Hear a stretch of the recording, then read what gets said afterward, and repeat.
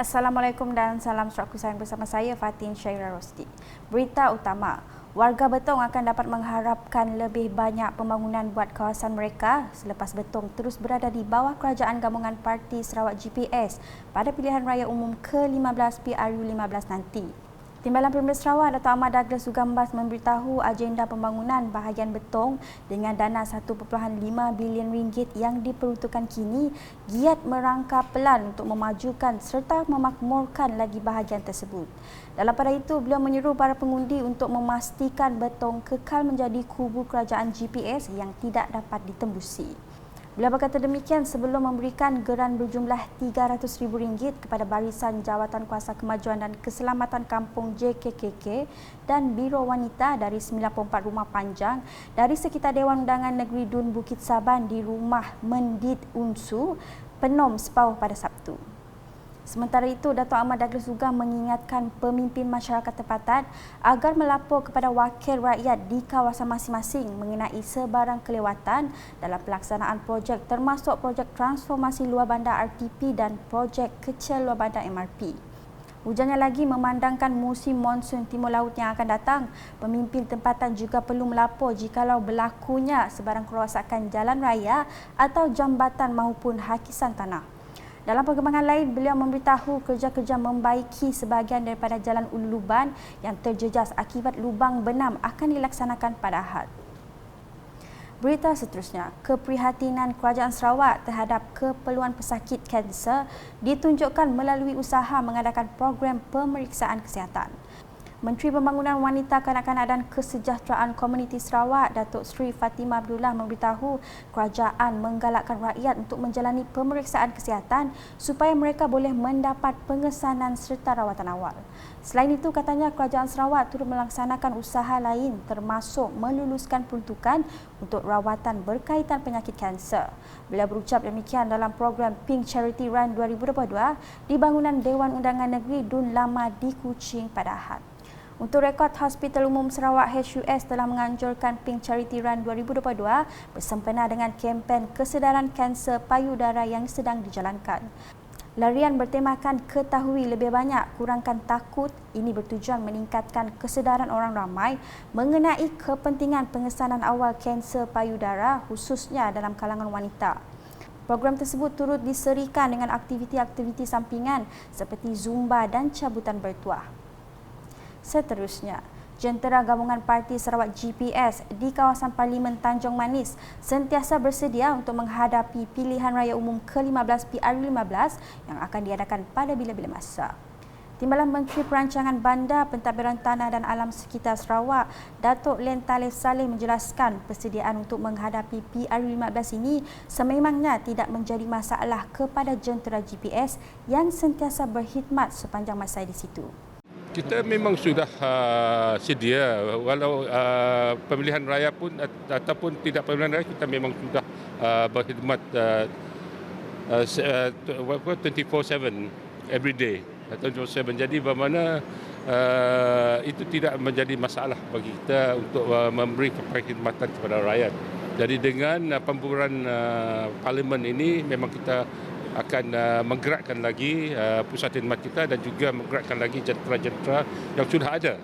Dan mungkin kawasan-kawasan yang kita lihat kurang sambutan untuk kita akan beri penekanan pertukuan kepada untuk meningkatkan lagi bantuan kita kepada kawasan-kawasan tertentu lah. Beliau berkata demikian ketika ditemui media selepas menyempurnakan majlis perasmian program Hari Burung Hijrah Sedunia di Pustakaan Negeri Sarawak Pustaka di Kuching pada Sabtu. Terdahulu dalam ucapannya, Datuk Len berkata Teluk Bakor Buntal merupakan salah satu daripada 55 kawasan burung dan biodiversiti IBA penting di Malaysia. Jelas beliau, ia telah dicalonkan sebagai tapak flyway pertama Malaysia EAAF 112 di bawah perkongsian laluan terbang East Asian Australia Asia Timur EAAFP yang memberikan pengiktirafan bertaraf antarabangsa. Kita mempunyai satu kawasan yang dikenali sebagai Reserve Semula Jadi Selabat Mat Flat yang telah diwakilkan pada tahun 2015. Ini merupakan sebahagian daripada Teluk Bakor Buntal dan terletak di rangkaian laluan terbang East ASEAN, Australasian bagi burung-burung migrasi dan telah diiktiraf sebagai tapak yang sangat penting bagi burung-burung hijrah ini untuk bertelur. Burung-burung hijrah ini terbang dari Australia dan Alaska ke Australia dan New Zealand semasa musim sejuk di bahagian utara. Jadi segelintir daripada burung-burung hijrah ini akan terbang terus ke destinasi mereka. Namun, kebanyakannya akan melakukan persinggahan sepanjang perjalanan, seperti Selamat Matlet dan juga di Sadu Jaya, Pulau Borwit dan Biri dan sebagainya. Dan termasuklah di Teluk Bakau Hutan. Sementara itu, beliau menambah Hari Burung Hijrah Sedunia merupakan program capaian global dan pendekatan efektif meningkatkan pemahaman tentang ancaman yang dihadapi oleh burung-burung hijrah, kepentingan ekologinya serta keperluan untuk kerjasama antarabangsa dalam melindungi dan memelihara burung-burung tersebut. Laporan selanjutnya, Kerajaan Sarawak sentiasa mengambil berat tentang keperluan penjagaan kesihatan yang berkualiti kepada rakyat. Timbalan Menteri Kesihatan Awam, Perumahan dan Kerajaan Tempatan Sarawak, Dato' Dr. Penguang Manggil berkata, Kerajaan Sarawak menyokong langkah pencegahan yang dilakukan Kementerian Kesihatan Malaysia KKM dalam mengadakan kempen menggalakkan ujian kadar penapisan glomerular EGFR dalam kalangan pesakit yang berpotensi mendapat penyakit buah pinggang.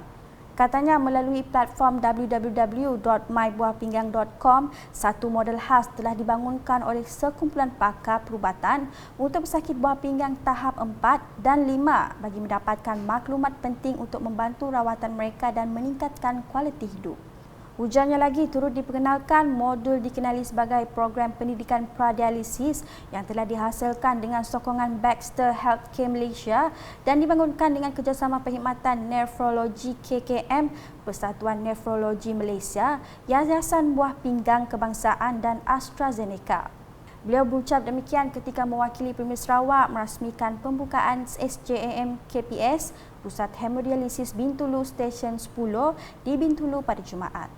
Jelas Dato' Dr. Penguang lagi dengan adanya model ini serta platform www.mybuahpinggang.com, ia juga akan dapat memberikan maklumat lengkap untuk pesakit dan ahli keluarga memahami cabaran penyakit buah pinggang dan cara menjalani kehidupan yang sihat. Dalam pada itu jelasnya Kerajaan Sarawak sentiasa menghargai usaha murni yang ditunjukkan Yayasan SJAM KPS selain pihak kerajaan, swasta, NGO dan rakan-rakan pembangunan yang lain untuk sama-sama memperkasakan kualiti dan prestasi sistem kesihatan awam di Sarawak. Berita seterusnya, Kerajaan Sarawak kini dalam proses melaksanakan dasar pengambilan 1% orang kurang upaya OKU untuk bekerja di setiap kementerian dan jabatan di negeri ini. Menurut Timbalan Menteri Pembangunan Wanita, Kanak-kanak dan Kesejahteraan Komuniti Sarawak, Muhammad Razif Sitam, jika dasar itu diguna pakai, ia tidak hanya melibatkan agensi-agensi kerajaan tetapi akan turut melibatkan syarikat-syarikat korporat. Ujarnya ini kerana pada ketika ini sudah ramai OKU berpendidikan tinggi serta menguasai kemahiran teknikal. Beliau berkata demikian semasa berucap merasmikan program Hari Tongkat Putih Antarabangsa 2022 di Plaza Merdeka Kuching pada Sabtu. Bagi menyokong penganjuran program tersebut, Muhammad Razif Sitam telah mengumumkan peruntukan geran projek kecil luar bandar MRP berjumlah RM15,000 untuk kegunaan Pertubuhan Orang Cacat Penglihatan Malaysia, Cawangan Sarawak melakukan lebih banyak aktiviti seumpamanya. Mengulas mengenai sukan para sukma yang akan diadakan pada 1 hingga 6 November ini, Razif menambah Sarawak tetap dengan misi mengekalkan kejuaraan yang telah dirangkul selama 13 tahun berturut-turut. Ke arah itu tegasnya, setiap atlet para sukma perlu terus bekerja keras untuk mencapai momentum yang sama supaya dapat meletakkan Sarawak di kedudukan yang istimewa dalam Tamasya Aneka Sukan Kebangsaan terulung itu. Kita nak pertahankan champion di Sarawak untuk kali ke-14 lah. Dan target kita pingat kita 64 target kita 64. Yang sebelum tu 62 lah. Kali itu kita target 64. Hari Tongkat Putih Antarabangsa yang disambut pada setiap 15 Oktober menjadi acara tahunan Pertubuhan Orang Cacat Penglihatan Malaysia Cawangan Sarawak dengan harapan dapat menyuntik serta meningkatkan kesedaran kepada orang awam supaya sentiasa bersikap prihatin terhadap OKU penglihatan termasuk segala hak-hak mereka. Dalam masa sama, penganjurannya juga bertujuan meningkatkan kesedaran dan keprihatinan masyarakat terhadap gangguan penglihatan serta kebutaan yang menjadi salah satu masalah kesihatan masyarakat secara global. Sekian edisi malam bersama saya Fatin Syahira Rosdi. Berita lebih lanjut boleh didapati di semua platform media sosial UKAS termasuk portal ukas.sarawak.gov.my dan UKAS channel di YouTube. #menyebarfakta. Salam UKAS.